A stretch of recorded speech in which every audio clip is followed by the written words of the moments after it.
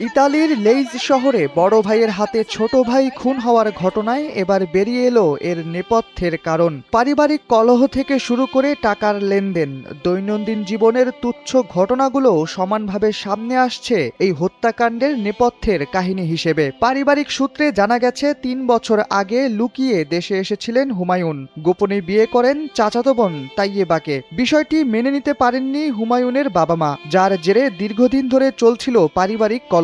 দীর্ঘদিন ধরেই পরিবারের ওপর ক্ষুব্ধ ছিলেন হুমায়ুন। দ্বিতীয় বিয়ে নিয়ে তার বাবাও ছেলের সিদ্ধান্তকে কখনো স্বাগত জানায়নি। এ বিষয়ে আরও জানা গেছে, প্রথম স্ত্রীকে তালাক দিতে ৫ লাখ টাকার একটি সমঝোতাও করেন তিনি। ১৩ লাখ টাকা খরচ করে নিহত ছোট ভাইকে নিয়ে আসেন ইতালি। জীবন অবাক না করলে কে করবে? ২৮% মিল্ক ফ্যাটের অবাক করার সাথে ফ্রেশ মিল্ক পাউডার। জীবন অবাক করুক প্রতিদিন। তবে সম্প্রতি তাদের দুজনের মাঝে পরিবারের ভরণ পোষণ বাবদ খরচ নিয়ে বিরোধ শুরু হতে দেখা যায়। বৃহস্পতিবার ইতালি সময় বিকেল ৫টার দিকে নয়ন তার বড় ভাই হুমায়ুনের বাড়ির নিচে সাইকেল চার্জ দিতে যান। তখন আগে থেকে ওঁত পেতে থাকা হুমায়ুন তার ছোট ভাইকে ছুরিকাঘাত করেন। পরে ভিডিও কলে ভাইয়ের নিথর মরদেহ দেখান পরিবারের সদস্যদের।